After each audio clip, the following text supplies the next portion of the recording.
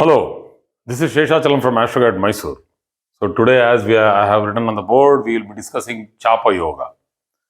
So only two conditions in this, but it's not that easy. Those conditions are met in every chart, or let us say generally met in charts.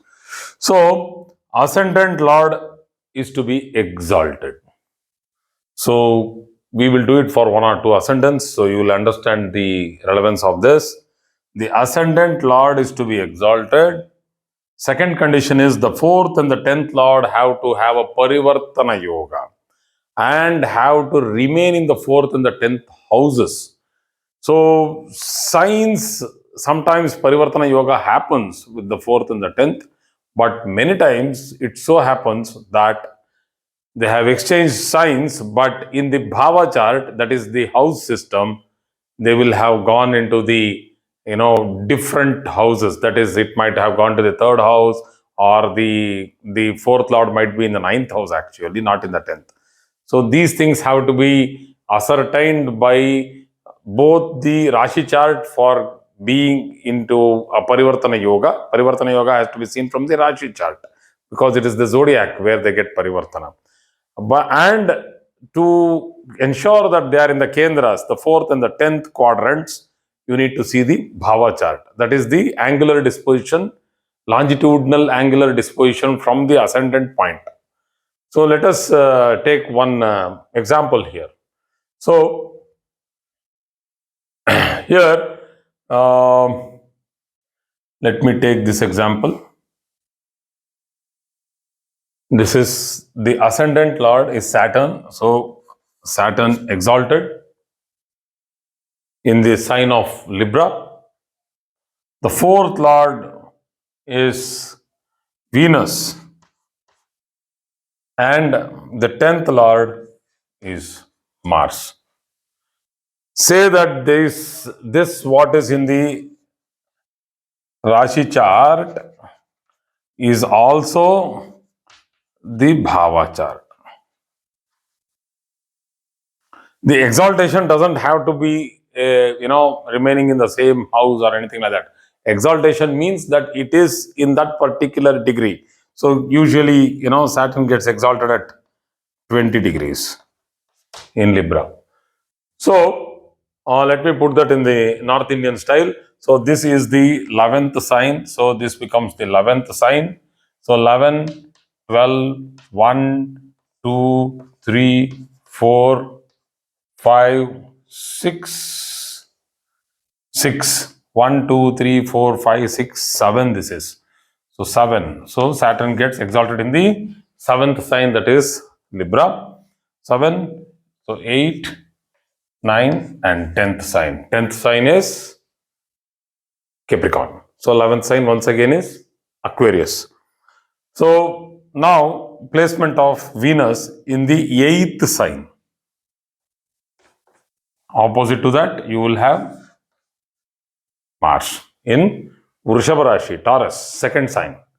So when this type of a placement happens, this is coming under Chapa Yoga. So this particular constitutes Chapa Yoga. So let's see the results of Chapa Yoga. So we all know that the 10th house means the Karma Sthana. The Lagnadipati being exalted very clearly emphasizes that the person is capable, very strong, knows how to handle things.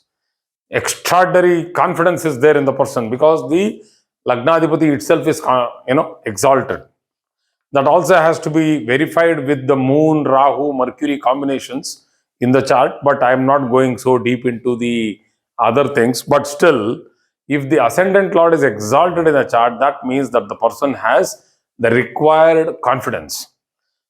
The other two houses are, one is the Sukhasthana, the fourth house, which deals with enjoyment, luxuries, properties, acquisitions, motherland, not really the motherland, the residence, the houses, the vehicles, all that can be, all those which are tangible. So this is nothing but the wealth which can be seen and touched. So the house, the cars, all these things.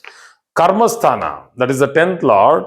We know that it is profession, action, deeds, and all that which is verified under a scanner, that what actually you have come for, what are you doing, everything what you plan to execute comes under karma.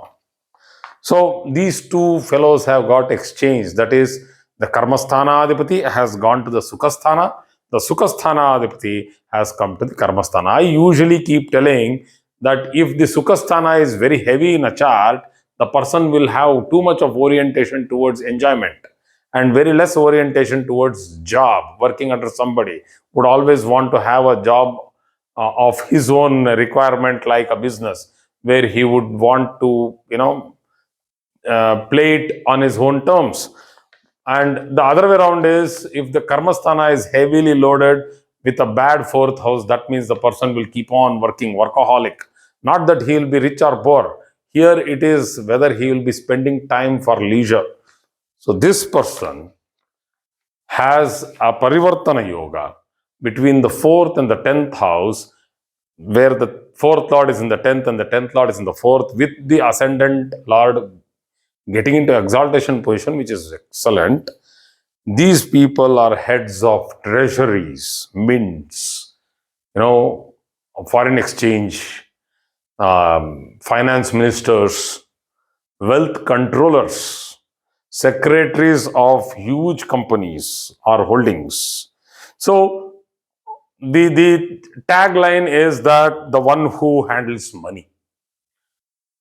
And obviously, he is working there. He is not handling his money. He is handling the company's money, the investors' money, others' money, the proprietor's money, the person who has given him the power of attorney, so his money. So he is a controller.